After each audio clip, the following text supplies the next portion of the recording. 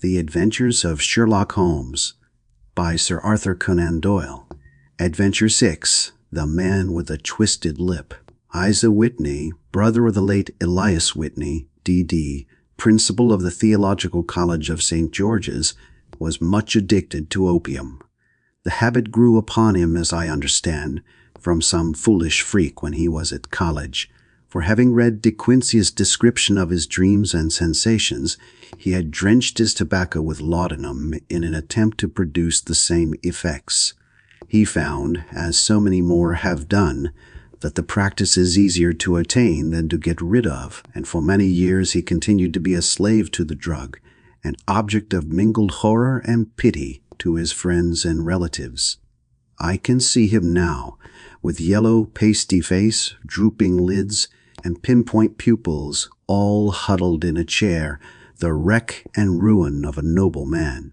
One night, it was in June '89, there came a ring to my bell, about the hour when a man gives his first yawn and glances at the clock.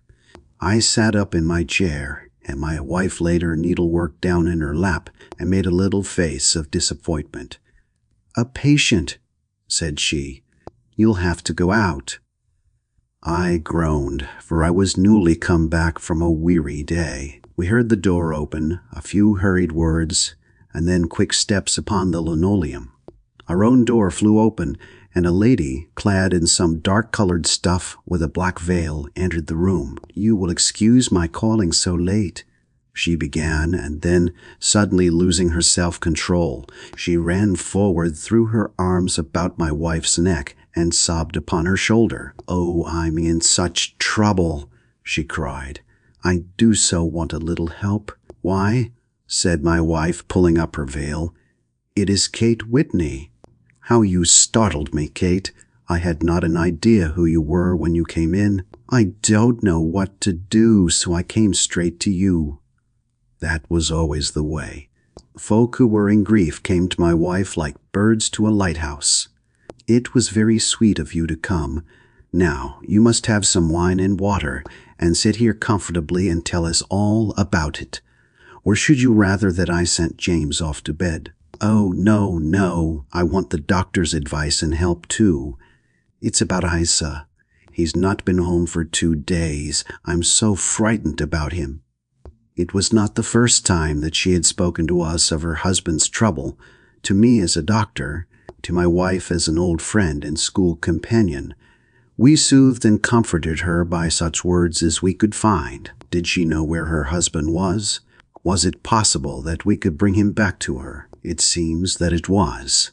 She had the surest information that of late he had, when the fit was on him, made use of an opium den in the farthest east of the city. Hitherto his orgies had always been confined to one day, and he had come back twitching and shattered in the evening. But now the spell had been upon him 48 hours, and he lay there, doubtless among the dregs of the docks, breathing in the poison or sleeping off the effects. There he was to be found, she was sure of it, at the Bar of Gold in Upper Swandam Lane. But what was she to do? How could she, a young and timid woman, make her way into such a place and pluck her husband out from among the ruffians who surrounded him? There was the case, and of course there was but one way out of it. Might I not escort her to this place? And then, as a second thought, why should she come at all? I was Isa Whitney's medical adviser, and as such I had influence over him. I could manage it better if I were alone. I promised her on my word that I would send him home in a cab within 2 hours, if he were indeed at the address which she had given me. And so in 10 minutes I had left my armchair and cheery sitting room behind me, and was speeding eastward in a hansom on a strange errand, as it seemed to me at the time, though the future only could show how strange it was to be. But there was no great difficulty in the first stage of my adventure. Upper Swandam Lane is a vile alley lurking behind the high wharves which line the north side of the river to the east of London Bridge. Between a slop shop and a gin shop, approached by a steep flight of steps leading down to a black gap like the mouth of a cave, I found the den of which I was in search. Ordering my cab to wait, I passed down the steps, worn hollow in the center by the ceaseless tread of drunken feet, and by the light of a flickering oil lamp above the door, I found the latch and made my way into a long, low room, thick and heavy with the brown opium smoke, and terraced with wooden berths like the forecastle of an emigrant ship. Through the gloom one could dimly catch a glimpse of bodies lying in strange, fantastic poses, bowed shoulders, bent knees, heads thrown back, chins pointing upward, with here and there a dark, lackluster eye turned upon the newcomer. Out of the black shadows there glimmered little red circles of light, now bright, now faint, as the burning poison waxed or waned in the bowls of the metal pipes. The most lay silent, but some muttered to themselves, and others talked together in a strange, low, monotonous voice, their conversation coming in gushes and then suddenly tailing off into silence, each mumbling out his own thoughts and paying little heed to the words of his neighbor. At the farther end was a small brazier of burning charcoal, beside which, on a three-legged wooden stool, there sat a tall, thin old man, with his jaw resting upon his two fists and his elbows upon his knees, staring into the fire. As I entered, a sallow Malay attendant had hurried up with a pipe for me and a supply of the drug, beckoning me to an empty berth. "Thank you, I have not come to stay," said I. "There is a friend of mine here, Mr. Isa Whitney, and I wish to speak with him." There was a movement and an exclamation from my right, and peering through the gloom, I saw Whitney, pale, haggard, and unkempt, staring out at me. "My God, it's Watson," said he. He was in a pitiable state of reaction, with every nerve in a twitter. "I say, Watson, what o'clock is it?" "Nearly 11. "Of what day?" "Of Friday, June 19th. "Good heavens, I thought it was Wednesday." "It is Wednesday. What do you want to frighten a chap for?" He sank his face onto his arms and began to sob in a high treble key. "I tell you that it is Friday, man. Your wife has been waiting this 2 days for you. You should be ashamed of yourself." "So I am. But you've got mixed, Watson, for I have only been here a few hours. 3 pipes, 4 pipes. I forget how many. But I'll go home with you. I wouldn't frighten Kate, poor little Kate. Give me your hand. Have you a cab?" "Yes, I have one waiting." "Then I shall go in it. But I must owe something. Find what I owe, Watson. I am all off color. I can do nothing for myself." I walked down the narrow passage between the double row of sleepers, holding my breath to keep out the vile, stupefying fumes of the drug, and looking about for the manager.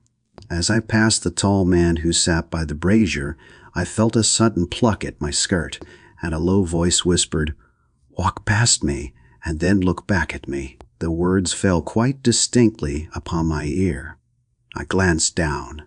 They could only have come from the old man at my side, and yet he sat now as absorbed as ever, very thin, very wrinkled, bent with age, an opium pipe dangling down from between his knees, as though it had dropped in sheer lassitude from his fingers. I took 2 steps forward and looked back. It took all my self-control to prevent me from breaking out into a cry of astonishment. He had turned his back so that none could see him but I. His form had filled out, his wrinkles were gone, the dull eyes had regained their fire, and there, sitting by the fire and grinning at my surprise, was none other than Sherlock Holmes. He made a slight motion to me to approach him, and instantly, as he turned his face half round to the company once more, subsided into a doddering, loose-lipped senility. "Holmes," I whispered, "what on earth are you doing in this den?" "As low as you can," he answered. "I have excellent ears. If you would have the great kindness to get rid of that sottish friend of yours, I should be exceedingly glad to have a little talk with you. I have a cab outside." "Then pray send him home in it. You may safely trust him, for he appears to be too limp to get into any mischief. I should recommend you also to send a note by the cabman to your wife, to say that you have thrown in your lot with me. If you will wait outside, I shall be with you in 5 minutes." It was difficult to refuse any of Sherlock Holmes's requests, for they were always so exceedingly definite, and put forward with such a quiet air of mastery. I felt, however, that when Whitney was once confined in the cab, my mission was practically accomplished, and for the rest, I could not wish anything better than to be associated with my friend in one of those singular adventures which were the normal condition of his existence. In a few minutes I had written my note, paid Whitney's bill, led him out to the cab, and seen him driven through the darkness. In a very short time a decrepit figure had emerged from the opium den, and I was walking down the street with Sherlock Holmes. For 2 streets he shuffled along with a bent back and an uncertain foot. Then, glancing quickly round, he straightened himself out and burst into a hearty fit of laughter. "I suppose, Watson," said he, "that you imagine that I have added opium smoking to cocaine injections and all the other little weaknesses on which you have favored me with your medical views. I was certainly surprised to find you there, but not more so than I to find you. I came to find a friend, and I to find an enemy. An enemy. Yes, one of my natural enemies, or shall I say, my natural prey. Briefly, Watson, I am in the midst of a very remarkable inquiry, and I have hoped to find a clue in the incoherent ramblings of these sots, as I have done before now. Had I been recognized in that den, my life would not have been worth an hour's purchase, for I have used it before now for my own purposes, and the rascally Lascar who runs it has sworn to have vengeance upon me. There is a trapdoor at the back of that building, near the corner of Paul's Wharf, which could tell some strange tales of what has passed through it upon the moonless nights. What? You do not mean bodies? Aye, bodies, Watson. We should be rich men if we had £1,000 for every poor devil who has been done to death in that den. It is the vilest murder trap on the whole riverside, and I fear that Neville St. Clair has entered it never to leave it more. But our trap should be here." He put his 2 forefingers between his teeth and whistled shrilly, a signal which was answered by a similar whistle from the distance, followed shortly by the rattle of wheels and the clink of horses' hoofs. "Now, Watson," said Holmes, as a tall dog-cart dashed up through the gloom, throwing out 2 golden tunnels of yellow light from its side lanterns. "You'll come with me, won't you?" "If I can be of use." "Oh, a trusty comrade is always of use, and a chronicler still more so. My room at the Cedars is a double-bedded one." "The Cedars?" "Yes, that is Mr. St. Clair's house. I am staying there while I conduct the inquiry." "Where is it, then?" "Near Lee, in Kent. We have a 7-mile drive before us." "But I am all in the dark." "Of course you are. You'll know all about it presently. Jump up here." "All right, John, we shall not need you. Here's half a crown. Look out for me tomorrow about 11. Give her head. So long, then." He flicked the horse with his whip, and we dashed away through the endless succession of somber and deserted streets, which widened gradually until we were flying across a broad balustraded bridge, with a murky river flowing sluggishly beneath us. Beyond lay another dull wilderness of bricks and mortar, its silence broken only by the heavy, regular footfall of the policemen, or the songs and shouts of some belated party of revelers. A dull wrack was drifting slowly across the sky, and a star or 2 twinkled dimly here and there through the rifts of the clouds. Holmes drove in silence, with his head sunk upon his breast, and the air of a man who is lost in thought, while I sat beside him, curious to learn what this new quest might be, which seemed to tax his powers so sorely, and yet afraid to break in upon the current of his thoughts. We had driven several miles, and were beginning to get to the fringe of the belt of suburban villas, when he shook himself, shrugged his shoulders, and lit up his pipe with the air of a man who has satisfied himself that he is acting for the best. "You have a grand gift of silence, Watson," said he. "It makes you quite invaluable as a companion, Upon my word, it is a great thing for me to have someone to talk to, for my own thoughts are not over-pleasant. I was wondering what I should say to this dear little woman tonight when she meets me at the door. You forget that I know nothing about it. I shall just have time to tell you the facts of the case before we get to Lee. It seems absurdly simple, and yet somehow I can get nothing to go upon. There's plenty of thread, no doubt, but I can't get the end of it into my hand. Now, I'll state the case clearly and concisely to you, Watson, and maybe you can see a spark where all is dark to me. Proceed then. Some years ago, to be definite, in May 1884, there came to Lee a gentleman, Neville St. Clair by name, who appeared to have plenty of money. He took a large villa, laid out the grounds very nicely, and lived generally in good style. By degrees he made friends in the neighborhood, and in 1887 he married the daughter of a local brewer, by whom he now has 2 children. He had no occupation, but was interested in several companies and went into town as a rule in the morning, returning by the 5:14 from Cannon Street every night. Mr. St. Clair is now 37 years of age, is a man of temperate habits, a good husband, a very affectionate father, and a man who is popular with all who know him. I may add that his whole debts at the present moment, as far as we have been able to ascertain, amount to £88 10s, while he has £220 standing to his credit in the Capital and Counties Bank. There is no reason, therefore, to think that money troubles have been weighing upon his mind. Last Monday, Mr. Neville St. Clair went into town rather earlier than usual, remarking before he started that he had 2 important commissions to perform, and that he would bring his little boy home a box of bricks. Now, by the merest chance, his wife received a telegram upon this same Monday, very shortly after his departure, to the effect that a small parcel of considerable value which she had been expecting was waiting for her at the offices of the Aberdeen Shipping Company. Now, if you are well up in your London, you will know that the office of the company is in Fresno Street, which branches out of Upper Swandam Lane, where you found me tonight.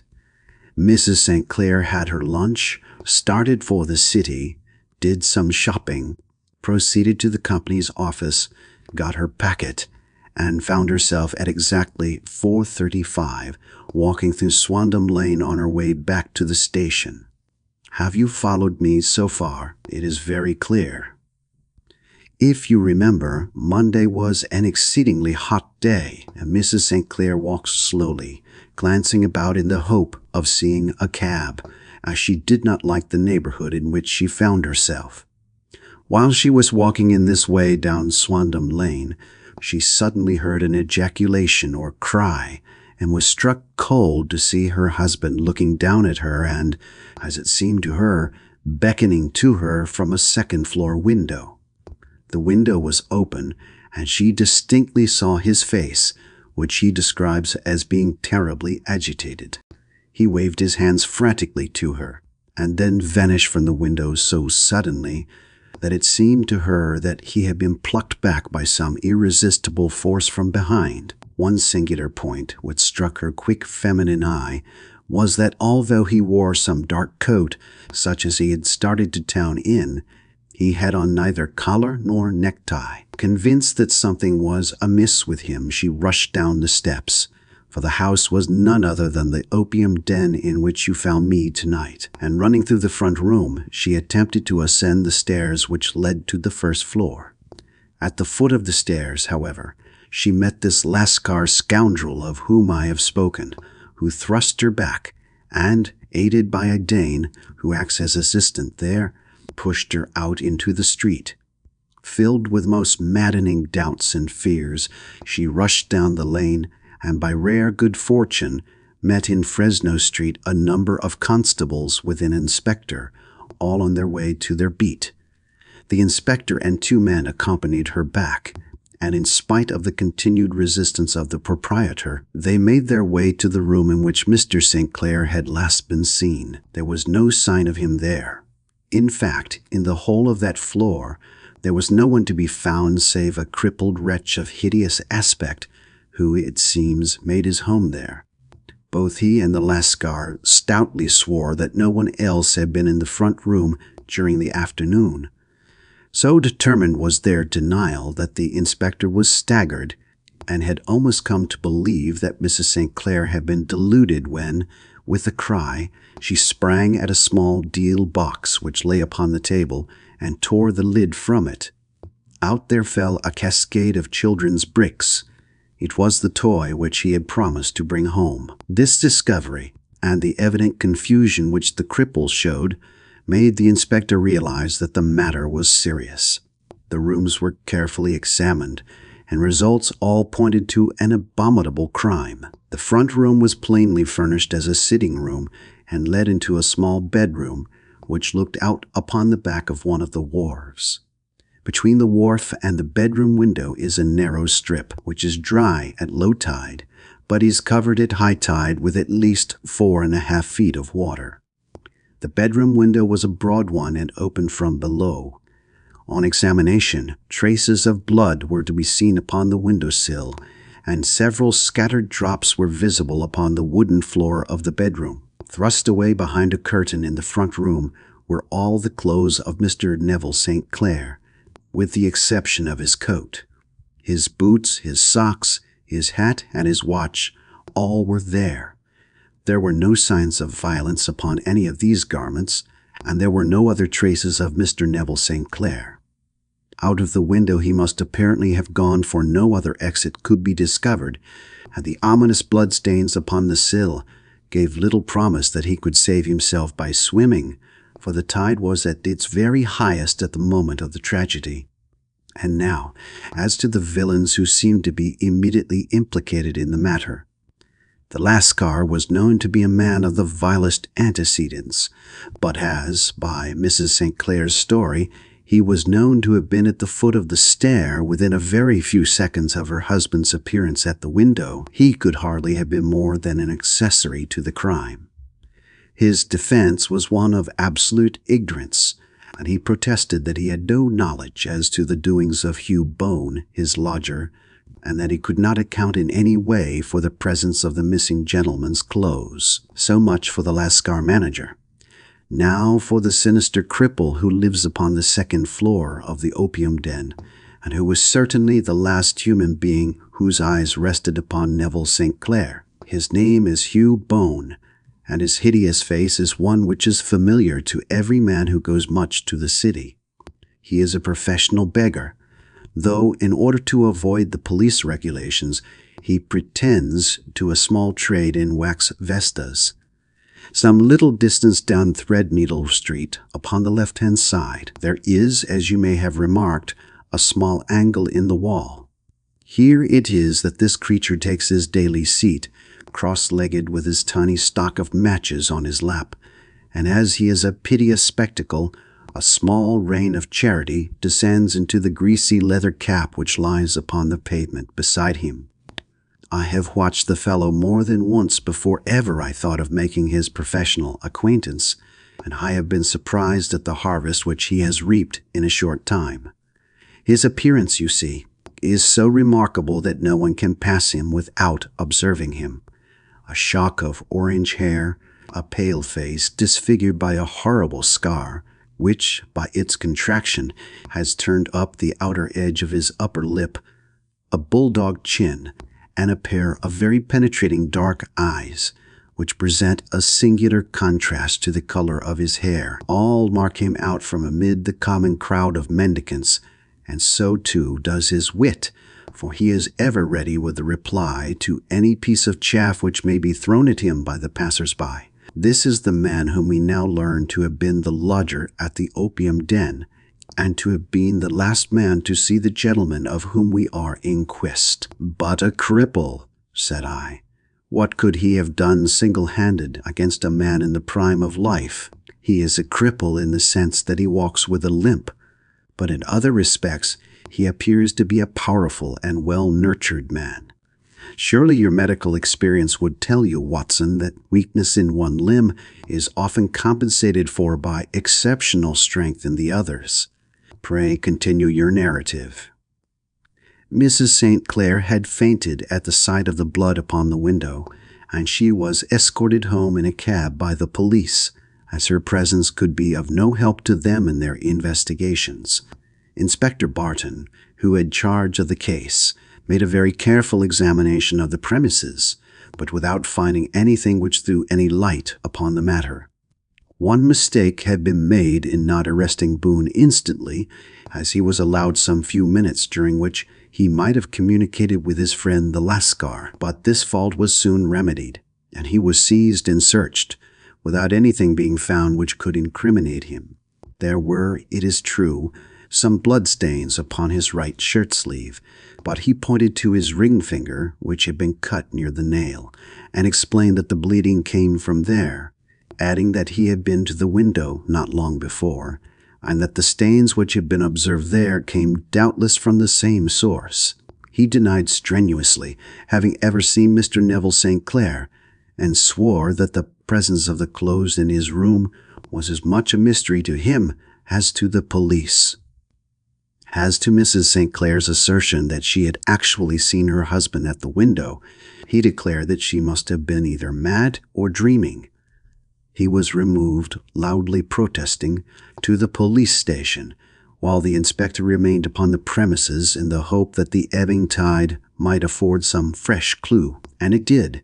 Though they hardly found upon the mudbank what they had feared to find, it was Neville St. Clair's coat, and not Neville St. Clair, which lay uncovered as the tide receded. And what do you think they found in the pockets?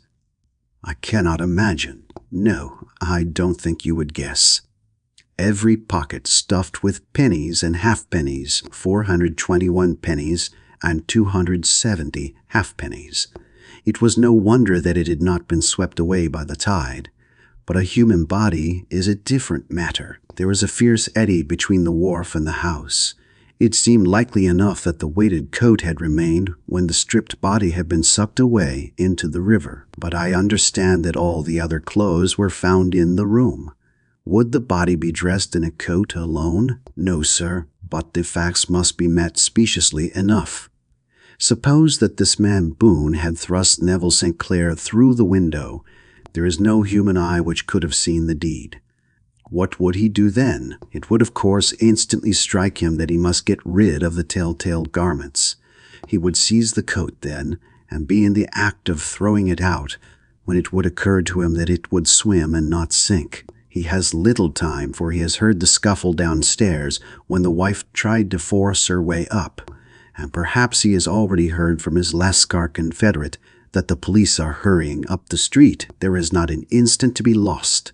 He rushes to some secret hoard where he has accumulated the fruits of his beggary, and he stuffs all the coins upon which he can lay his hands into the pockets to make sure of the coat's sinking. He throws it out, and would have done the same with the other garments had not he heard the rush of steps below, and only just had time to close the window when the police appeared. It certainly sounds feasible. Well, we will take it as a working hypothesis for want of a better. Boone, as I have told you, was arrested and taken to the station, but it could not be shown that there had ever before been anything against him. He had for years been known as a professional beggar, but his life appeared to have been a very quiet and innocent one. There the matter stands at present, and the questions which have to be solved. What Neville St. Clair was doing in the opium den, what happened to him when there, where he is now, and what Hugh Boone had to do with his disappearance, are all as far from a solution as ever. I confess that I cannot recall any case within my experience which looked at the first glance so simple, and yet which presented such difficulties. While Sherlock Holmes had been detailing this singular series of events, we had been whirling through the outskirts of the great town until the last straggling houses had been left behind, and we rattled along with a country hedge upon either side of us. Just as he finished, however, we drove through two scattered villages, where a few lights still glimmered in the windows. "We are on the outskirts of Lee," said my companion. "We have touched on 3 English counties in our short drive, starting in Middlesex, passing over an angle of Surrey, and ending in Kent. See that light among the trees? That is the Cedars, and beside that lamp sits a woman whose anxious ears have already, I have little doubt, caught the clink of our horses' feet." "But why are you not conducting the case from Baker Street?" I asked. "Because there are many inquiries which must be made out here. Mrs. St. Clair has most kindly put 2 rooms at my disposal, and you may rest assured that she will have nothing but a welcome for my friend and colleague. I hate to meet her, Watson, when I have no news of her husband. Here we are. Whoa there, whoa!" We had pulled up in front of a large villa which stood within its own grounds.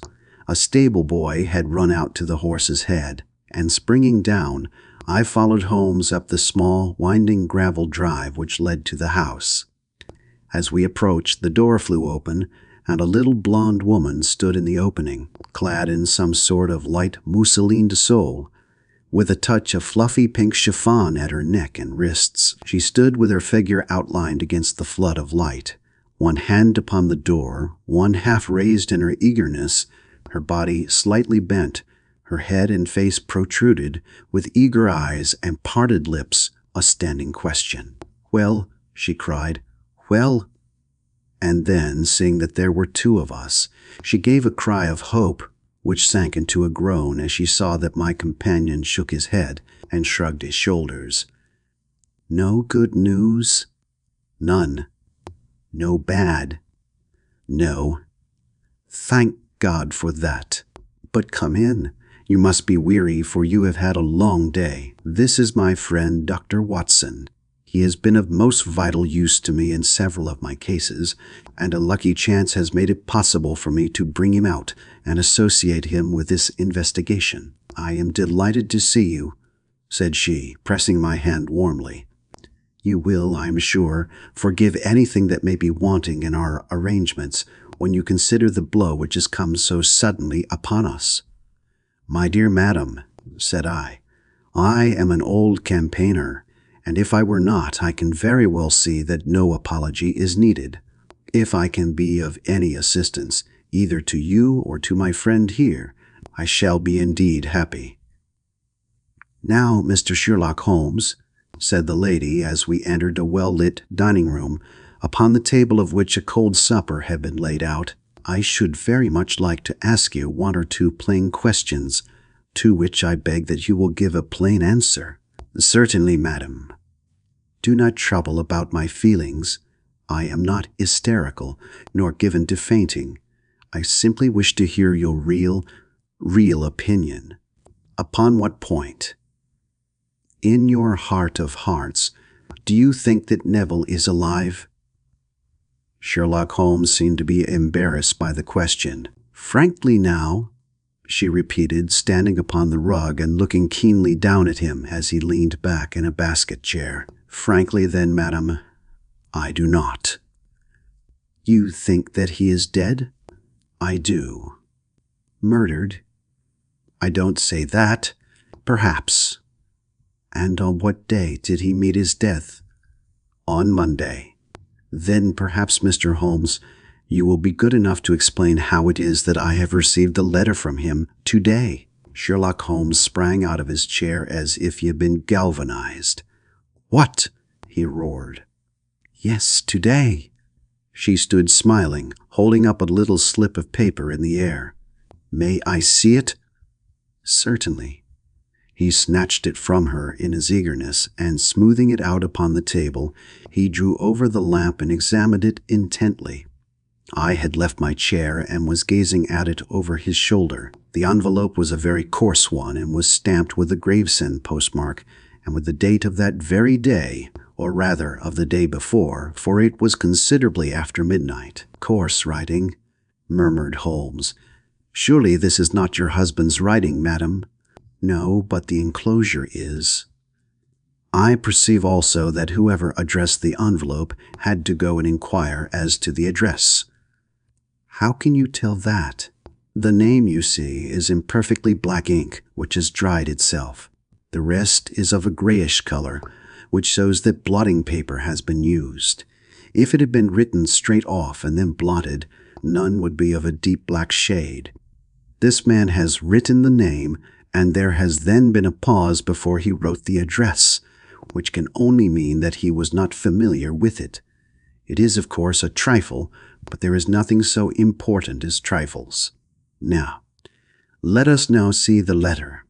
Ha! There has been an enclosure here. Yes, there was a ring, his signet ring.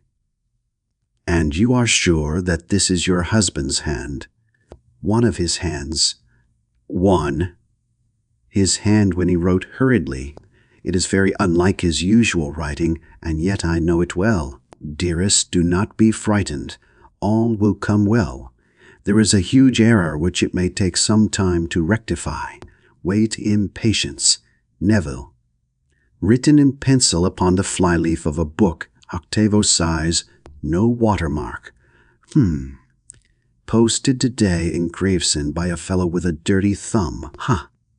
And the flap has been gummed, if I am not very much in error, by a person who has been chewing tobacco, and you have no doubt that it is your husband's hand, madam.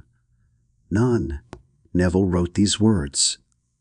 And they were posted today at Gravesend. Well, Mrs. St. Clair, the clouds lighten, though I should not venture to say that the danger is over. But he must be alive, Mr. Holmes. Unless this is a clever forgery to put us on the wrong scent, the ring, after all, proves nothing. It may have been taken from him. No, it is. It is his very own writing. Very well. It may, however, have been written on Monday and only posted today. That is possible. If so, much may have happened between. Oh, you must not discourage me, Mr. Holmes. I know that all is well with him. There is so keen a sympathy between us that I should know if evil came upon him. On the very day that I saw him last, he cut himself in the bedroom, and yet I in the dining room rushed upstairs instantly with the utmost certainty that something had happened. Do you think that I would respond to such a trifle and yet be ignorant of his death? I have seen too much not to know that the impression of a woman may be more valuable than the conclusion of an analytical reasoner. And in this letter you certainly have a very strong piece of evidence to corroborate your view. But if your husband is alive and able to write letters, why should he remain away from you? I cannot imagine. It is unthinkable. And on Monday he made no remarks before leaving you? No? And you were surprised to see him in Swandam Lane? Very much so. Was the window open? Yes. Then he might have called to you? He might. He only, as I understand, gave an inarticulate cry. Yes. A call for help, you thought? Yes, he waved his hands, but it might have been a cry of surprise. Astonishment at the unexpected sight of you might cause him to throw up his hands. It is possible. And you thought he was pulled back. He disappeared so suddenly. He might have leaped back. You did not see anyone else in the room? No, but this horrible man confessed to having been there, and the Lascar was at the foot of the stairs. Quite so. Your husband, as far as you could see, had his ordinary clothes on, but without his collar or tie. I distinctly saw his bare throat. Had he ever spoken of Swandam Lane? Never. Had he ever showed any signs of having taken opium? Never. Thank you, Mrs. St. Clair. Those are the principal points about which I wish to be absolutely clear. We shall now have a little supper and then retire, for we may have a very busy day tomorrow. A large and comfortable double-bedded room had been placed at our disposal, and I was quickly between the sheets, for I was weary after my night of adventure. Sherlock Holmes was a man, however, who, when he had an unsolved problem upon his mind, would go for days, and even for a week, without rest, turning it over, rearranging his facts, looking at it from every point of view until he had either fathomed it or convinced himself that his data were insufficient. It was soon evident to me that he was now preparing for an all-night sitting. He took off his coat and waistcoat, put on a large blue dressing gown, and then wandered about the room collecting pillows from his bed and cushions from the sofa and armchairs. With these he constructed a sort of Eastern divan, upon which he perched himself cross-legged, with an ounce of shag tobacco and a box of matches laid out in front of him. In the dim light of the lamp I saw him sitting there, an old briar pipe between his lips, his eyes fixed vacantly upon the corner of the ceiling, the blue smoke curling up from him, silent, motionless, and the light shining upon his strong-set, aquiline features. So he sat as I dropped off to sleep, and so he sat when a sudden ejaculation caused me to wake up, and I found the summer sun shining into the apartment. The pipe was still between his lips, the smoke still curled upward, and the room was full of a dense tobacco haze, but nothing remained of the heap of shag which I had seen upon the previous night. "Awake, Watson?" he asked. "Yes." "Game for a morning drive?" "Certainly." "Then dress. No one is stirring yet, but I know where the stable boy sleeps, and we shall soon have the trap out." He chuckled to himself as he spoke. His eyes twinkled, and he seemed a different man to the somber thinker of the previous night.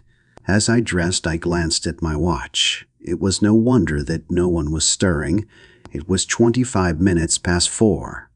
I had hardly finished when Holmes returned with the news that the boy was putting in the horse. "I want to test a little theory of mine," said he, pulling on his boots. "I think, Watson, that you are now standing in the presence of one of the most absolute fools in Europe. I deserve to be kicked from here to Charing Cross, but I think I have the key of the affair now." "And where is it?" I asked, smiling. "In the bathroom," he answered. "Oh, yes, I am not joking," he continued, seeing my look of incredulity. "I have just been there, and I have taken it out, and I have got it in this Gladstone bag. Come on, my boy, and we shall see whether it will fit the lock." We made our way downstairs as quietly as possible, and out into the bright morning sunshine. In the road stood our horse and trap, with a half-clad stable boy waiting at the head. We both sprang in, and away we dashed down the London road. A few country carts were stirring, bearing in vegetables to the metropolis, but the lines of villas on either side were as silent and lifeless as some city in a dream. "It has been in some points a singular case," said Holmes, flicking the horse on into a gallop. "I confess that I have been as blind as a mole, but it is better to learn wisdom late than never to learn it at all." In town, the earliest risers were just beginning to look sleepily from their windows as we drove through the streets of the Surrey side. Passing down the Waterloo Bridge Road, we crossed over the river, and dashing up Wellington Street, wheeled sharply to the right and found ourselves in Bow Street. Sherlock Holmes was well known to the force, and the two constables at the door saluted him. One of them held the horse's head while the other led us in. "Who is on duty?" asked Holmes. "Inspector Bradstreet, sir." "Ah, Bradstreet. How are you?" A tall, stout official had come down the stone-flagged passage in a peaked cap and frogged jacket. "I wish to have a quiet word with you, Bradstreet." "Certainly, Mr. Holmes. Step into my room here." It was a small, office-like room with a huge ledger upon the table and a telephone projecting from the wall. The inspector sat down at his desk. "What can I do for you, Mr. Holmes?" "I called about that beggarman, Boone, the one who was charged with being concerned in the disappearance of Mr. Neville St. Clair of Lee." "Yes, he was brought up and remanded for further inquiries." "So I heard. You have him here?" "In the cells." "Is he quiet?" "Oh, he gives no trouble, but he is a dirty scoundrel." "Dirty?" "Yes, it is all we can do to make him wash his hands, and his face is as black as a tinker's. Well, when once his case has been settled, He will have a regular prison bath, and I think if you saw him, you would agree with me that he needed it. I should like to see him very much." "Would you? That is easily done. Come this way. You can leave your bag." "No, I think that I'll take it." "Very good. Come this way, if you please." He led us down a passage, opened a barred door, passed down a winding stair, and brought us to a whitewashed corridor with a line of doors on each side. "The third on the right is his," said the inspector. "Here it is." He quietly shot back a panel in the upper part of the door and glanced through. "He is asleep," said he. "You can see him very well." We both put our eyes to the grating. The prisoner lay with his face towards us in a very deep sleep, breathing slowly and heavily. He was a middle-sized man, coarsely clad as became his calling, with a colored shirt protruding through the rent in his tattered coat. He was, as the inspector had said, extremely dirty, but the grime which covered his face could not conceal its repulsive ugliness. A broad wheal from an old scar ran right across it from eye to chin, and by its contraction had turned up one side of the upper lip, so that 3 teeth were exposed in a perpetual snarl. A shock of very bright red hair grew low over his eyes and forehead. "He's a beauty, isn't he?" said the inspector. "He certainly needs a wash," remarked Holmes. "I had an idea that he might, and I took the liberty of bringing the tools with me." He opened the Gladstone bag as he spoke, and took out, to my astonishment, a very large bath sponge. "Ha! You are a funny one," chuckled the inspector. "Now, if you will have the great goodness to open that door very quietly, we will soon make him cut a much more respectable figure." "Well, I don't know why not," said the inspector. "He doesn't look a credit to the Bow Street cells, does he?" He slipped his key into the lock, and we all very quietly entered the cell. The sleeper half turned and then settled down once more into a deep slumber. Holmes stooped to the water jug, moistened his sponge, and then rubbed it twice vigorously across and down the prisoner's face. "Let me introduce you," he shouted, "to Mr. Neville St. Clair of Lee in the county of Kent." Never in my life had I seen such a sight. The man's face peeled off under the sponge like the bark from a tree. Gone was the coarse brown tint. Gone, too, was the horrid scar which had seamed it across, and the twisted lip which had given the repulsive sneer to the face. A twitch brought away the tangled red hair, and there, sitting up in his bed, was a pale, sad-faced, refined-looking man, black-haired and smooth-skinned, rubbing his eyes and staring about him with sleepy bewilderment. Then, suddenly realizing the exposure, he broke into a scream and threw himself down with his face to the pillow. "Good heavens!" cried the inspector. "It is indeed the missing man. I know him from the photograph." The prisoner turned with the reckless air of a man who abandons himself to his destiny. "Be it so," said he. "And pray, what am I charged with?" "With making away with Mr. Neville St. "Oh, come, you can't be charged with that unless they make a case of attempted suicide of it," said the inspector with a grin. "Well, I've been 27 years in the force, but this takes the cake.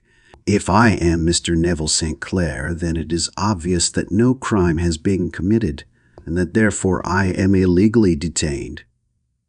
"No crime, but a very great error has been committed," said Holmes. "You would have done better to have trusted your wife." "It was not the wife, it was the children," groaned the prisoner. "God help me, I would not have them ashamed of their father. My God, what an exposure! What can I do?" Sherlock Holmes sat down beside him on the couch and patted him kindly on the shoulder. "If you leave it to a court of law to clear the matter up," said he, "of course you can hardly avoid publicity.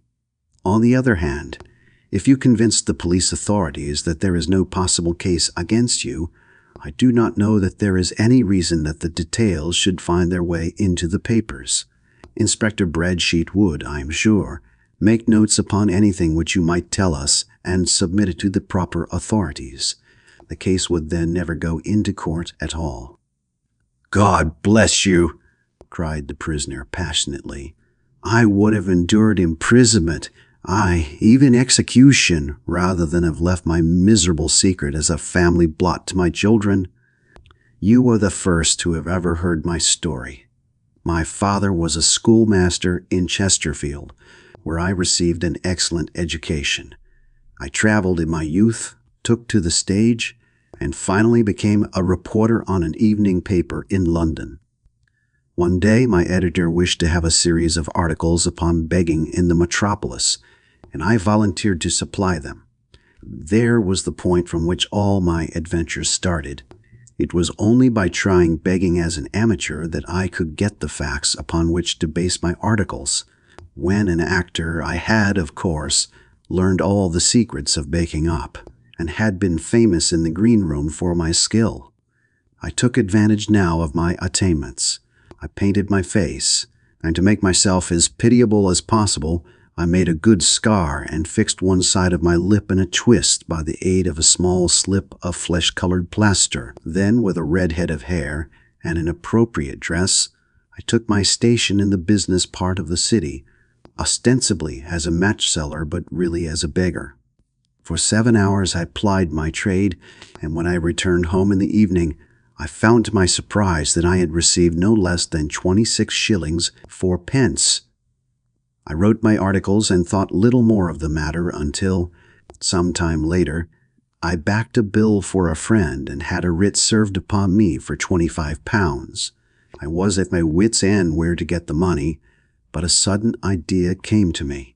I begged a fortnight's grace from the creditor, asked for a holiday from my employers, and spent the time in begging in the city under my disguise. In 10 days I had the money and had paid the debt. Well, you can imagine how hard it was to settle down to arduous work at £2 a week, when I knew that I could earn as much in a day by smearing my face with a little paint, laying my cap on the ground, and sitting still. It was a long fight between my pride and the money, but the dollars won at last, and I threw up reporting and sat day after day in the corner which I had first chosen, inspiring pity by my ghastly face and filling my pockets with coppers. Only one man knew my secret. He was the keeper of a low den in which I used to lodge in Swandam Lane, where I could every morning emerge as a squalid beggar, and in the evenings transform myself into a well-dressed man about town. This fellow, a Lascar, was well paid by me for his rooms, so that I knew that my secret was safe in his possession. Well, very soon I found that I was saving considerable sums of money. I do not mean that any beggar in the streets of London could earn £700 a year, which is less than my average takings, but I had exceptional advantages in my power of making up, and also in a facility of repartee, which improved by practice and made me quite a recognized character in the city. All day a stream of pennies, varied by silver, poured in upon me, and it was a very bad day in which I failed to take £2. As I grew richer, I grew more ambitious, took a house in the country, and eventually married, without anyone having a suspicion as to my real occupation. My dear wife knew that I had business in the city. She little knew what. Last Monday I had finished for the day and was dressing in my room above the opium den when I looked out of my window and saw, to my horror and astonishment, that my wife was standing in the street, with her eyes fixed full upon me. I gave a cry of surprise, threw up my arms to cover my face, and, rushing to my confidant, the Lascar, entreated him to prevent anyone from coming up to me. I heard her voice downstairs, but I knew that she could not ascend. Swiftly I threw off my clothes, pulled on those of a beggar, and put on my pigments and wig. Even a wife's eyes could not pierce so complete a disguise. But then it occurred to me that there might be a search in the room, and that the clothes might betray me. I threw open the window, reopening by my violence a small cut which I had inflicted upon myself in the bedroom that morning. Then I seized my coat, which was weighted by the coppers which I had just transferred to it from the leather bag in which I carried my takings. I hurled it out of the window, and it disappeared into the Thames. The other clothes would have followed, but at that moment there was a rush of constables up the stair, and a few minutes after I found, rather, I confess, to my relief, that instead of being identified as Mr. Neville St. Clair, I was arrested as his murderer. I do not know that there is anything else for me to explain. I was determined to preserve my disguise as long as possible, and hence my preference for a dirty face. Knowing that my wife would be terribly anxious, I slipped off my ring and confided it to the Lascar at a moment when no constable was watching me, together with a hurried scrawl telling her that she had no cause to fear. "That note only reached her yesterday," said Holmes. "Good God, what a week she must have spent." "The police have watched this Lascar," said Inspector Bradstreet, "and I can quite understand that he might find it difficult to post a letter unobserved. Probably he handed it to some sailor customer of his who forgot all about it for some days." "That was it," said Holmes, nodding approvingly. "I have no doubt of it, but have you never been prosecuted for begging?" "Many times, but what was a fine to me? It must stop here, however," said Bradstreet. "If the police are to hush this thing up, there must be no more of Hugh Boone. I have sworn it by the most solemn oaths which a man can take." "In that case, I think that it is probable that no further steps may be taken, but if you are found again, then all must come out. I am sure, Mr. Holmes, that we are very much indebted to you for having cleared the matter up. I wish I knew how you reach your results." "I reach this one," said my friend, "by sitting upon 5 pillows and consuming an ounce of shag. I think, Watson, that if we drive to Baker Street, we shall be just in time for breakfast." End of Adventure 6.